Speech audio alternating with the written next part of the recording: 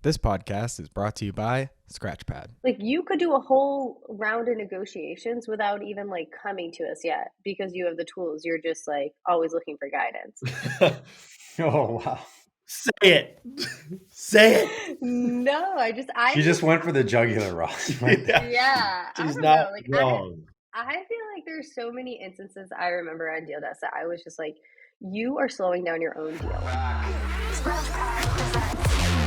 I'll be honest, I still don't fully believe you, but hey, we'll take your word for it. That's some royalty-free shit, people. That's what we do. It's Corp here, Pouyan, Katy Carrigan. All the greats are here. We've got a rags to riches story when you think about it. Sales savage to CEO. I mean, you just don't see it that much. But if you don't mind, just give us the quick background, your professional career up until this point of CEO. And we'll get into the nuances of it, but let's just kind of get that background. I was finishing college and it was like spring of senior year, and all my friends were getting fed into finance and consulting. I didn't Losers. have, yeah, right? Losers. I didn't, and it was like, I didn't have a job yet. And I got this job at a tech company in Long Beach, California in sales. And I was like, oh my gosh, someone wants to hire me. I'm taking it. I went out to Long Beach from Massachusetts, started this job in sales. It was your classic, come in, go down a list of leads and just make phone calls. Smile and dial. Yes, smile and dial. Immediately started looking for ways that how could I like get out of this like pit of smile and dial. Then moved into a new role there. From there was like, I don't really like Long Beach. I want to go where there's a bit more of a community, feel like more of a East Coast vibe. And that's when I moved up to San Francisco and joined Dropbox on their BDR team. Oh, yeah. And from there, I created my own rotational program at Dropbox where I stayed for about 6 years until joining Goody. Middle of nowhere, Western Mass. And you go to Williams, like you said, everybody's like consulting, finance, and so forth. What do you think the difference was between your peers who ended up there versus like you? I'm curious because none of my friends, no one around me went into sales. Well, I grew up right around Williams in the town next door called North Adams. It was like they're very different socioeconomic wise. North Adams, historically a mill town, very blue collar. So I didn't even know about like finance and consulting, to be honest, until I got to Williams. Yeah. So like I remember coming in and there was like people already on these tracks to get into these jobs and these roles, and they were part of these clubs or teams that would give them binders on how to ace these interviews or do these super days. And I just was like, I was very far behind that and was just playing catch up. But what I did have going in, I had been working since I was 14, a lot of different types of jobs, a lot of them like customer facing and relationship based. And so looking at the skills and what I learned in a liberal arts education, tech seemed intriguing to me. And then sales seemed like a good entry into it, given that I didn't have the like hard skills. You had a really interesting run at Dropbox. And then how do you take that and now apply it as CEO? Where you could think, all right, I could put in 14, 16, 18 hours a day, but I'm curious to hear your thoughts on that, both on the sales side and now on the leadership side. Yeah, I think there's a couple things there.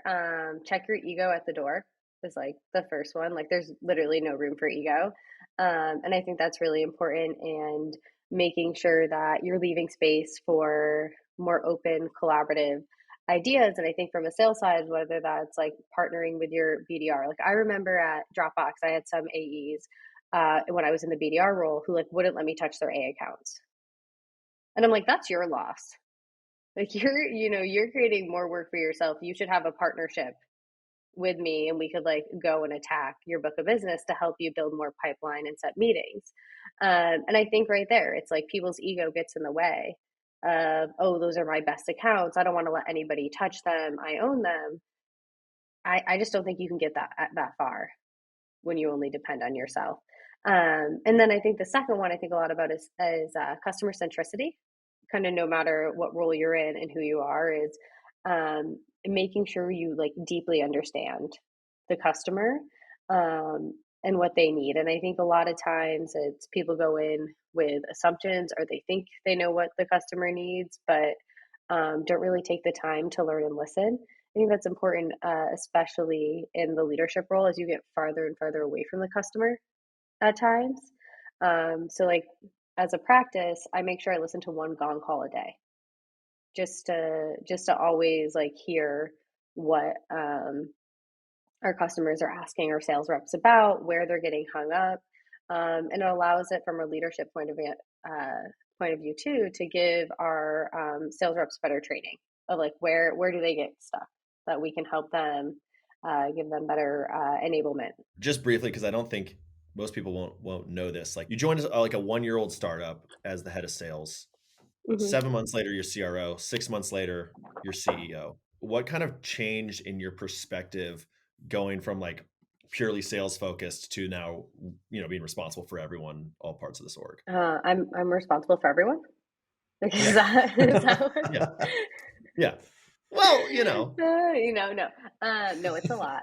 And I sometimes I feel for my sales leader because she definitely gets a bit more of my attention because that's a comfortable space for me. Like that's a space I can like dive deep into comparatively to my engineering team. So that's definitely a big difference is when you step up into a role like CEO, you're overseeing every department at a company. And kind of going back to that ego comment, you can't be an expert in everything. So you just have to put a lot of trust in your people and who's around you. But, when I look back on no matter what role I was in, though, I was always like eager to build cross-functional partnerships. It's how at Dropbox, I did a stint on Deal Desk. I got like Deal Desk / sales ops of what we were doing there.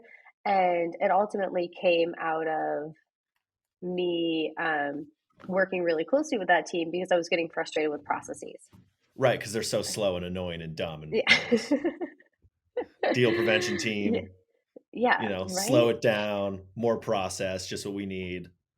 We should just run and gun. That's what I'm saying.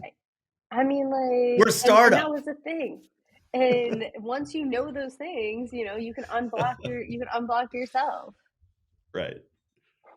So how big of a nerds, generally speaking, is the Deal Desk team? Like if we were just to dive in for a second, just talk a bunch of shit, Deal Desk is ripe for it.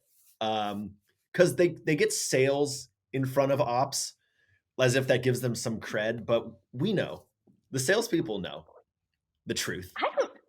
I don't know. I think I'm here to stand up for Deal Desk because I think the most frustrating thing for me was like salespeople won't help themselves. Also true. Also true. There was like so many times, and I'm like Deal Desk all the time and be like, you don't even need me right now. Like you could do a whole round of negotiations without even like coming to us yet because you have the tools. You're just like always looking for guidance. Right. So I feel like there is this like, yeah. Say it. No, she just went for the jugular, Ross. Right there. Yeah. She's not wrong. I feel like there's so many instances I remember on Deal Desk that I was just like, you are slowing down your own deal by bringing this to me, even though you have everything you need to like at least go through the first rounds. Like, so I remember like at least at Dropbox, there was like 15 to 20 terms in our MSA that were kind of like pre-negotiated we didn't necessarily need to send it to legal. And then there's the areas that, hey, if a customer wants to redline this area, like it has to go to legal. And this wasn't secret information, but seemingly, even if it was like an enterprise rep who's done multiple deals, the moment they got red lines, it's, let me forward it away. Like read it first. The amount of people who didn't read a contract. Right, but you're making a gross assumption that salespeople can read. Yeah. Which therein lies a huge issue. You see, because we operate under the idea that whining about it is productive. Yes. At least it's cathartic, if nothing else.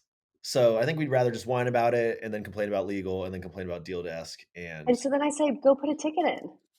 Oh, even worse. Now we're in Jira. Right? Yeah, go put a ticket in, right? That's if you want to submit a ticket. An answer. I'll just march over to Deal Desk. So how has this changed your perspective now as CEO? Right. So you're out of that, but you're managing it. And so if you're trying to build that organization and build that team, Do you just put up with it? Are you trying to solve it in some way? There's probably a little of both, right? We're to be frank, right? We're small, and so I'm kind of deal desk at times still to this day, right? Like I do our DPAs and MSAs and complete that information. So I do start to now at this point push back a little bit more, being like, okay, I've done enough of these. You have a template to go off of. They're like, Katy, what do you think? You're like, well, what do you think? Yeah. Let's start with, well, what do you think? Yeah. Well, I don't know. I haven't read it yet. Well, maybe let's do start that and there. come back. Yeah. This podcast is brought to you by Scratchpad. Are your managers interrogating or coaching? Are you forecasting on a hunch or with an up-to-date and accurate pipeline? Are your reps following your sales process? Or does it feel like the Wild West out there? It's more important than ever to get back to the fundamentals of sales and drive efficient growth. With the first system built for sales process performance, Scratchpad is here to help sales and RevOps leaders shorten deal cycles, trust their CRM, and get more output from your team. And do we mention your salespeople already love it? Learn more at scratchpad.com. I'm curious with like the recent year that we've had in tech and, now Silicon Valley Bank like 5 days ago, nobody like prepares you for that. And Pouyan, I'm curious, you're like about you too. You're both CEOs, like, again, we've mentioned responsible for, a group of humans, right? Like, how do you navigate through an ultimately incredibly uncertain, tumultuous time? What do you do other than like go off your gut and try to be as, decent a person as you possibly can? I love that framing, Ross. As decent of a person as you can. Well, you got to make hard choices, right? You still got to Yeah. make hard choices that people are not going to agree with. Like, you just can't make everyone happy and like at the top when you're in a leadership role. Like, that's the reality. There's much more of a spotlight on founders, CEOs, on leaders in general, and there's a lot more turbulence. It feels like, and Katy, I'm curious to hear your thoughts, but it feels like just even in the last few years, so much stuff has happened that is unprecedented in a way. There's no playbook for it. There's no blog post around it. And so you just have to be really good at being like, I don't know. Like, this hasn't happened before. I don't really know exactly what to do, but just figure it out as fast as you can. I, try to share the amount of information I have with like almost the entirety of my team, especially my executive team, because there are times I don't know. And it's like you're making a call with the data that you do have and the information you do have available to you. And I think people are reasonable. And if they just have an understanding and kind of know the why behind things, and I think knowing the why means you have to be transparent with them. Yeah, I mean, I can't imagine being in like that type of position, and like like you said, there is no playbook, and it's I do think transparency is probably the best way to go about it. I don't know like what alternative there is. It's really hard, and I think Katy, we follow a similar approach. After every board meeting, we pretty much share the whole board deck with the company. So everyone should really know, because I view it as, hey, we're all one team. Yeah, we're filling in different roles, but we're all trying to accomplish one mission together. I think, and listen, we're a remote first company, but I think it makes it even harder when you're remote, because when you get some tough news or when you get that level of transparency, and a lot of it is uncertainty. We don't know what's going to happen. You don't have that space to really connect with folks in the way that I feel like it used to be when you were in office, or even connected in somewhere, figure out some offsite. And so the best you do is in a Zoom call. And it's so hard to have conversations, like real conversations there. So it just creates this level of disconnectedness. And I'm still trying to figure out how to make that better. The next company to start, or that I'm a part of, or, when Goody reaches that pivotal stage, like I just don't see a world where it continues to be fully remote. Because to your point, I just think it's like too hard for the good and the bad. Yeah. There's just a lot of like organic conversation and growth that comes being in person with one another that you lose over Zoom and being fully virtual. Now there's a lot of like pros to it, of course. Like the talent that we have from, across the world that is on our team wouldn't be available. That silence is one of the hardest things when you are giving, sharing news with the whole company. And we do a rotation with our team where we have different leaders lead our Friday weekly recap. And I love it when they're like, "Oh wow, this is really awkward and hard. I don't know how others are doing this." When you're just talking, you get zero signal back. It is just, you're like, "Wait, is your screen frozen, or are you just not moving and listening?" But Ross, what are you seeing on the sales side? I know you talk to a ton of folks. I'll just say this one thing I'm hearing, because we're still hiring, we're interviewing a bunch of folks, and what I'm hearing in the interviews is, hey, across companies I'm talking to, it feels like more and more are going back to office. Maybe not 5 days a week, but Yeah. that's now becoming a trend. Yeah, you're seeing that I think too? it's true. Oh, I think I don't think it'll ever be, as Katie said, full like 5 days back in the office, but I do think like return to office is real, and I totally understand the merits of both sides. I understand the rage that creates in people who just plain and simple don't want to go back. I don't know how I would run a sales org, especially a new early stage company, without my sales team being together like 3 days a week. I don't think I would need them 5 days, but 3 days I think would be important. Just for everything you guys are saying, the tribal knowledge, the sentiment, the like communications, the learn, like, some discipline. Yeah. Frankly, the espresso martinis. Martinis on Thursdays. Yeah. We go Tuesday to Thursday, we get Taco Tuesday, and then we get Thursday, and then Wednesday we just drink for no reason. But so we've got the 3 best days to do that. But yeah, I do think like generally speak, I think like Salesforce's reason for return to work is to weed people out. I think that is like a strategy of like weeding people out. And I also think it's really hard for some companies that have set a precedent of being remote or hybrid, like, oh wait, the rules are for me, but just because you hired someone who's making the same amount of me in like Oklahoma, but we don't have an office there, like they don't have to go to work 5 days a week. It's just really hard to, make a universal rule that everyone has to follow when there's now so many. We've done nothing but make exceptions for 3 years. What I would look at is, of the companies that are fully remote or the ones that have some sort of in-office setup, what percentage of their reps are attaining quota? So that could be maybe closer to that performance, or even before that, is there a leading indicator to quota? My BDR days, like at Dropbox, were like so critical of like building the team. Like Totally. that was like just being like day to day. As you said, like playing loud music on Fridays in the pod, having like power hours together, hearing other people on the phone, like that was so beneficial. Yeah. Being on a conversation next to another person, or hearing someone in conversation getting stuck and being able to have like pass a note to them, like that's what I like crave and I miss, for particularly because we have a more junior sales team at Goody, and they're awesome and eager and like looking to build their sales career. And I just often think like, if only they could like be in the room together, feeding off one another. Totally. Or if you're just getting roasted, put it on speaker and have others listen to get a laugh out of it. Right? I think the I don't know, at least for me, when I was doing cold calls and outbound, and at that point it was just me, my co-founder, and I think like one other person, but it was such an emotional ride. And that's the piece that, coaching, yes, absolutely, like hearing others, but getting those rejections, getting roasted, getting hung up on constantly, just having somebody to turn to and just laughing about it together, or at least being like, man, that sucked, and recovering. It's just damn hard when something like that happens and you're still in your own room and your computer screen. You're like, fuck, the last thing I want is to get on another Zoom call. Well, Katie, thanks so much for joining us, and also for the Goody. I'm excited. Yeah. Can we get a shameless plug though, at least from Katie? If people want to reach out to you, maybe there's like a sales rep out there who thinks they have some great software for Goody. Who on your team should they reach out to, and then plug yourself, plug Goody, plug everything. Yeah. Okay. Well, all right. If you have a software that you think we need, just send it to my inbox. I'm gonna open it up.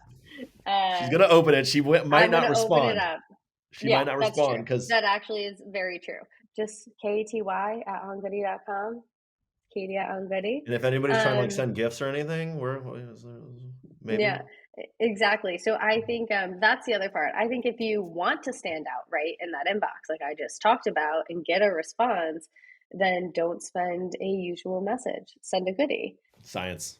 Data. Done. Yeah. Let's do it. Book it. Yeah.